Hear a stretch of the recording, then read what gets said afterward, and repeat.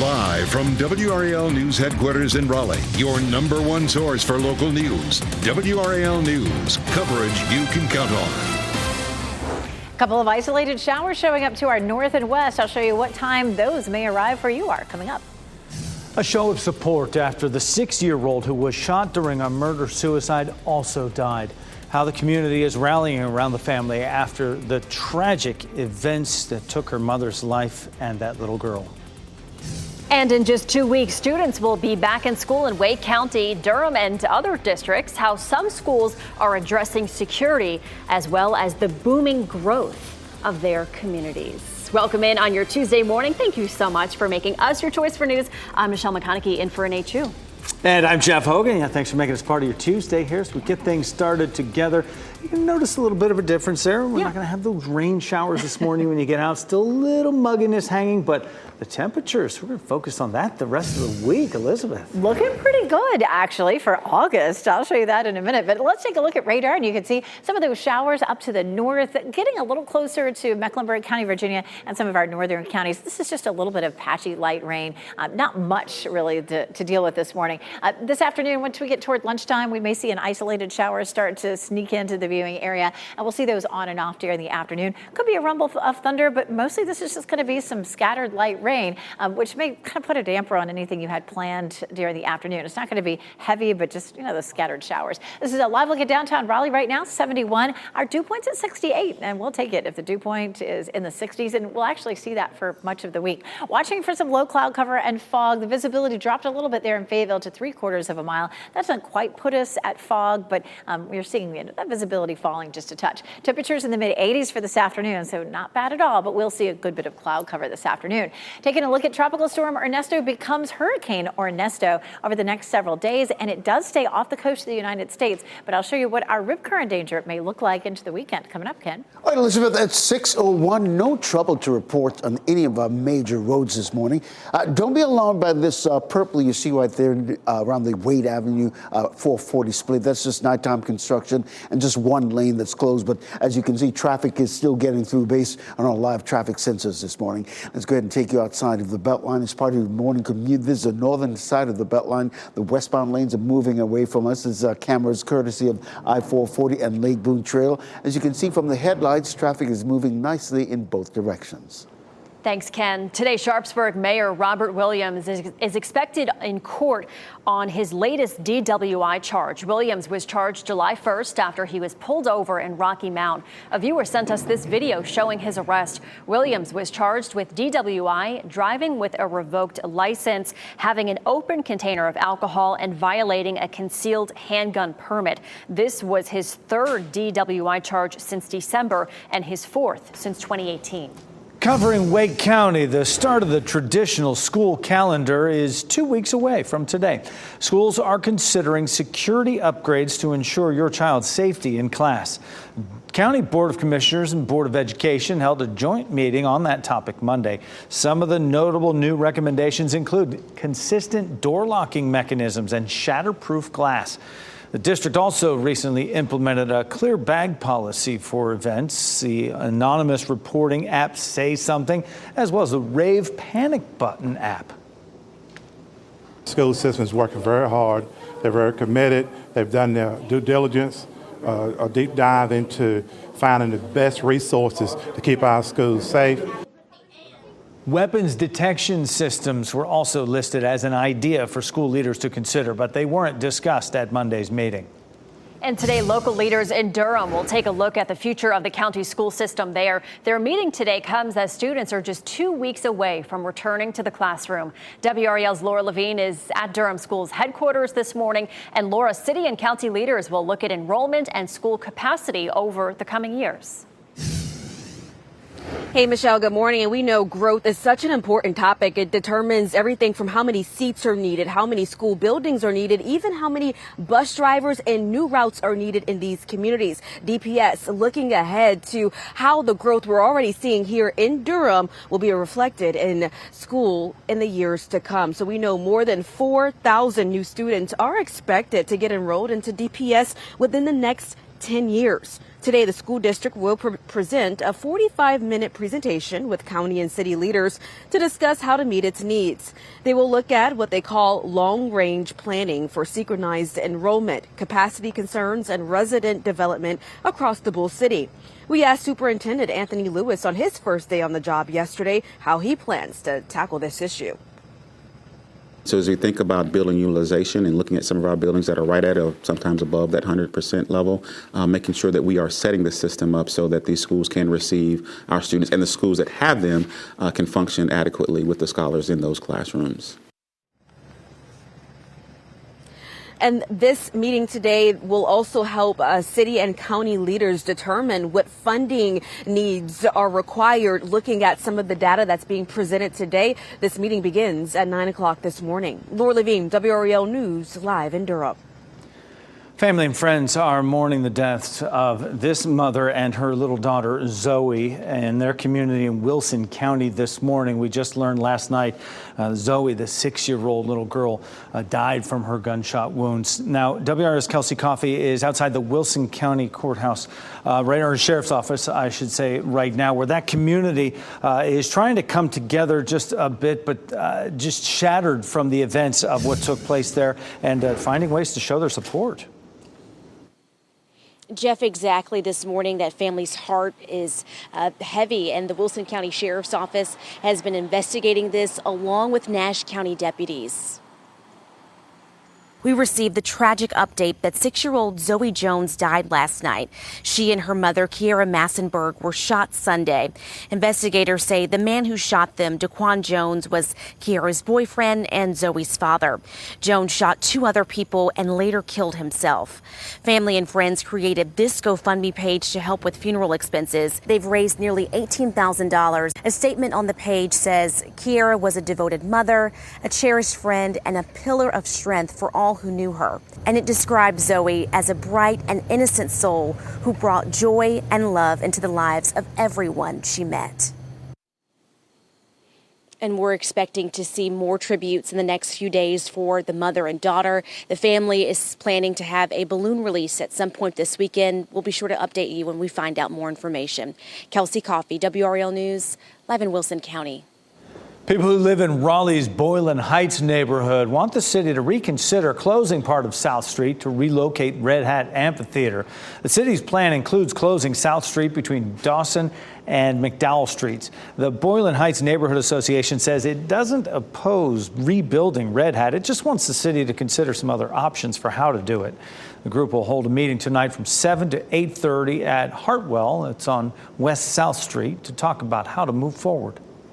Former President Donald Trump's live interview on X with the platform's owner, Elon Musk, was delayed by technical issues. In a post on X, Musk claimed that the live stream's outage was a cyber attack, though he did not provide any evidence of that. The interview started about 40 minutes late, and during the talk, Trump recounted his assassination attempt, calling it a miracle that he survived. He also criticized Kamala Harris's record on the southern border.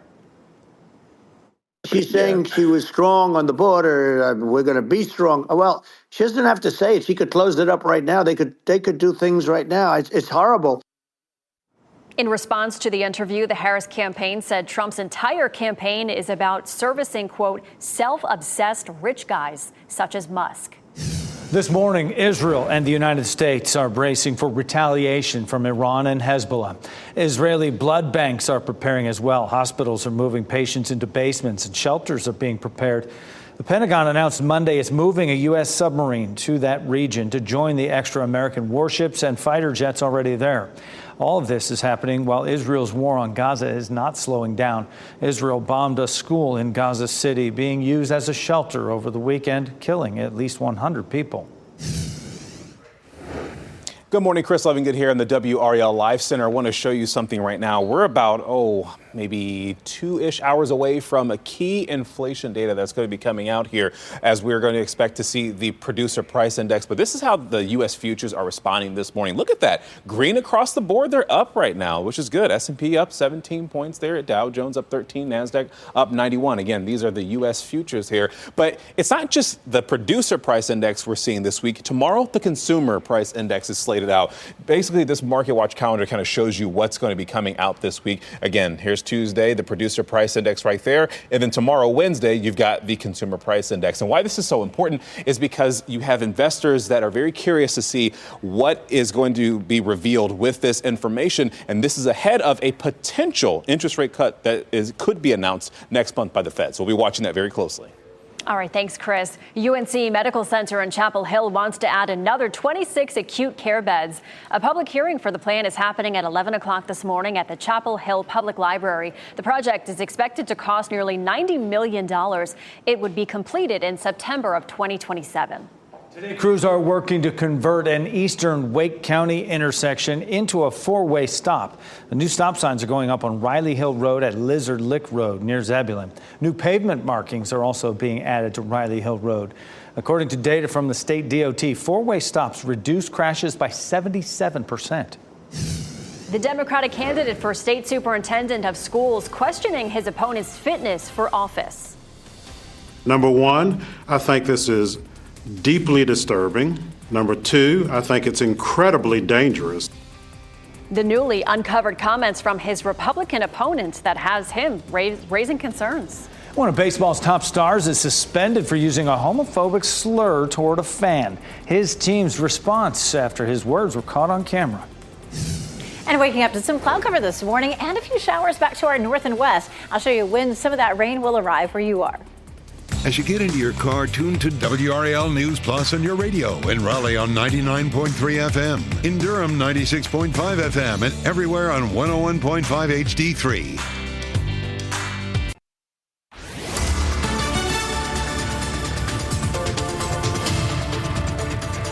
6:13, tracking some showers back to the west. We have a disturbance that's going to be moving in to bring us mostly some showers, maybe a few isolated thunderstorms. That's likely to arrive for most of us closer to noon, mid-afternoon, but there may be a few light showers affecting our northern counties here just in the next few hours. Just a 20% chance this morning and then a 40% chance across the area later on this afternoon. At this point, we don't have a threat for severe thunderstorms except for way down into South Carolina. Live look at Durham. The Durham Bulls are having a homestand tonight all the way through the weekend. You got to check their schedule. So many fun things. Like every night is something different. And we're looking at some fairly dry conditions too for much of the week. Raleigh 71, 72 in Fayetteville, where we're looking at some low clouds and fog right now. Ken? Happening now in the WRAL Traffic Center, very little to report in terms of any trouble on our major roads this morning. I do want to bring your attention really quickly into that 440 Wade Avenue split right there. You see the purple that's showing up there on the map this morning. Usually when you see purple, it means that the entire road is closed. It just means that one lane is closed between Wade Avenue and Hillsborough Street. It's going to delay you just a little bit, but so if this is part of your morning commute, just know, give yourself some extra time if you're going through that area. The Democratic candidate for state superintendent Mo Green is raising concerns that his opponent, Republican Michelle Morrow, is not fit for office. Green said that during an interview with CNN. This comes after a video surfaced where Morrow called for then President Donald Trump to, quote, set the Constitution aside and use the military to stay in power. Number one, I think this is deeply disturbing. Number two, I think it's incredibly dangerous. And number three, I think this calls into question whether my opponent can even uphold the U.S. Constitution as she would be required to do if she's elected. And here is the video Green is referring to. Morrow made this following the January 6th riot at the U.S. Capitol. You will have to enact the Insurrection Act, in which case the Insurrection Act completely puts the Constitution to the side and says, now the military rules all. Okay? And let me tell you, President Trump has the military on his side. Morrow is a registered nurse and activist who homeschooled her children. She says she is a champion of parents' rights and opposes critical race theory. Green, a former superintendent, says he is a champion for public education and wants to work to improve public schools if he is elected. New this morning, one person is dead in the massive wildfire that's burning near Athens, Greece. Fire officials say they found the body of a woman in a burnt-out building in a suburb of Athens. At least 15 other people are being treated for smoke inhalation. Hundreds of firefighters and dozens of water trucks are working to control that quickly spreading fire. The 2024 wildfire season is here in the U.S. It's off to a record start. Right now, there are at least 78 wildfires burning nationwide. They have burned more than 2 million acres. Hundreds of homes are being threatened out west, and forecasters are predicting an intense wildfire season due in part to higher temperatures, prolonged droughts, and persistent winds. Back here at home, Michelle, we're working to learn what caused a water leak in Garner. This happened last night on Broughton Street near Powell Drive. This is video taken from the WRAL Breaking News Tracker. Broughton Street was blocked off while crews investigated there. Boston Red Sox star Jarren Duran will sit out 2 games without pay, and he was suspended for using a homophobic slur toward a fan. It happened during the Red Sox game against the Houston Astros Sunday. Duran was the MVP of this year's All-Star game, and the Red Sox say they'll donate his salary for those 2 games he misses to the Federation of Parents and Friends of Lesbians and Gays. The Olympic flag is now officially in Los Angeles. Mayor Karen Bass arrived in LA yesterday with the flag she received during the closing ceremony in Paris. The flag will be taken to LA's City Hall before being raised at the main venue during the opening ceremony in 2028. And this morning on Today, Olympian Gabby Thomas will be on the plaza to celebrate the 3 gold medals she won in Paris. Today starts at 7 o'clock right here on WRAL.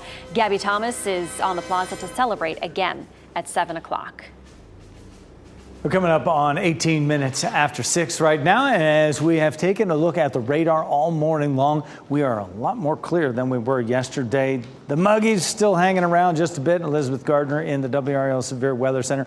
Those temperatures, that'll be something to talk about below normal for this week. It's August. We're going to have like 5 days in a row with temperatures below normal in August. So pretty cool to look forward to that. We do have some scattered rain that's up near the Virginia line and then back off to the west across parts of the Piedmont and the Triad. A little bit of that light rain could affect folks along and north of I-85 over the next few hours. But most of this is fairly slow moving and doesn't arrive until late morning or around lunchtime. The bulk of it is just going to be showers. We don't have much of a threat for thunderstorms today. The best chance of any severe storms is way down into South Carolina. So yes, we do have some rain in the forecast, but we're not looking at a lot of heavy downpours or a lot of issues that are going to cause problems. And notice the rain. You can see up into Virginia, West Virginia, back across parts of Kentucky. That's along with the disturbance that will move in here. So it is going to be a fairly gray afternoon for us, and we'll continue to see that on through the rest of the day. Today, 40% chance of rain. Wednesday, we have a 20% chance, and just to sort of cover the bases, but it looks like it's going to be fairly dry for us Wednesday, Thursday, and Friday. Over the weekend, we bump up that chance for some scattered thunderstorms just slightly. Here's a look at Futurecast for today, and you can see by lunchtime a few of those showers to our west moving in, but we don't see a lot of those yellow or red colors showing up. So not expecting to see a lot in terms of thunderstorms with this, just some stray showers. Again, from Raleigh southward is going to be where we'll see the best chance of seeing that once we get into the afternoon. How much rainfall will we see over the next 5 days or so? We'll take it all the way out through the weekend. And it varies. It will all depend on where some of these storms set up over the weekend, but as much as 1/2 inch to 3/4 of an inch in some places, but the greater averages are going to be really closer to 1/4 inch. We don't have a ton of rain in our forecast for the next 5 days, which is great. We don't really need it. You can see all those blue areas are where our rainfall is well above normal, over 200% of our normal rainfall in the last month. And so we do have some issues with our river flooding. This is a look at where our rivers will drop below flood stage. And the Tar of Rocky Mount is sitting at moderate right now. That's the red shaded area, but it's below flood stage Wednesday morning at Tarboro and the Noossac Goldsboro by Friday afternoon. Those levels will be below flood stage, and the Blackett Tomahawk below flood stage also on Friday. The Lumber River at Lumberton remains at major flood stage until Thursday afternoon and will stay above flood stage probably for at least another week. Tropical storm Ernesto moving west at 20 miles per hour, 40 mile per hour winds right now, likely to become a hurricane as it moves out into the Atlantic past the Caribbean and potentially at Category 2 by next weekend. No major impacts to the United States, not making landfall, but we will see high rip current danger and most likely some some coastal erosion. This high pressure system is going to keep that offshore. So the models are all in good agreement that this does stay offshore. Look at these temperatures, highs in the 80s, some overnight lows down into the 60s. All we need, Ken, to go along with that is a nice drop in our humidity. I'll show you how much it'll drop coming up. That will be a win-win. Elizabeth, thanks. And here's a win for you, a trouble-free morning on the roads this morning. All the major routes are delay-free for the time being. Of course, it's going to pick up a little bit. I do want to bring your attention to this area right there, the Beltline between Wade Avenue and Hillsborough Street this morning. Really and truly, whenever you see purple, it's alarming. I mean, the road is closed, but really only one lane is closed. So be mindful of that as you're about to head out this morning. You might run into a little bit of a delay between Hillsborough and Wade Avenue.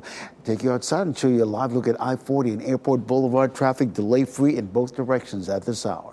All right, good news. Thanks, Ken. The Durham Salvation Army store needs help after an intruder stole or damaged thousands of dollars in equipment. Why leaders say the break-ins won't stop them from completing their mission. Also, an ESPN anchor stays pretty cool under pressure as an earthquake rocks their studio during a live interview. The praise she is getting for how she handled it is coming up in What's Trending.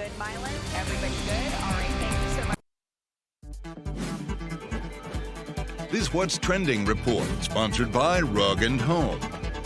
An ESPN anchor managed to keep calm even as the studio around her started shaking. Yeah, this is crazy. Ken Smith here now with What's Trending, Ken. Let me tell you, check out how Malika Andrews responded as an earthquake rattled her LA studio. Particularly the crowd sort of getting behind as we have a bit of an earthquake here in Los Angeles. So we're just going to make sure that our studio lights, everything stays safe, everything's shaking. You good, Mylan? Everybody good? All right. Thank you so much for bearing with us. Oh, man. Andrews later said it was scary, but you take a look at her. She didn't look scared in the moment at all. No, she didn't. And that earthquake lasted about 6 seconds. And I mean, when you're on live television, it's tough. You have to react in an appropriate manner. She's a boss. I mean, she handled it so well, making sure everybody's okay. Yeah, the crew, making sure they're all good. Yeah. Hey, let's stay in Los Angeles. Vince Vaughn is the newest star on the Hollywood Walk of Fame. The old school and Wedding Crashers star was joined by his wife and children for the ceremony. Now, he's a funny dude, right? He's hilarious. But he was surprisingly serious during the ceremony, calling out his wife, his beautiful wife, and their kids, saying that, sharing the laughter that they have as a family together every day means so much to him. It's so funny to see a comedian, or an actor act so serious when you're not used to seeing him like that, but he's a great guy. Yeah, clearly meant a lot to him. Yes. Ken, thanks for that.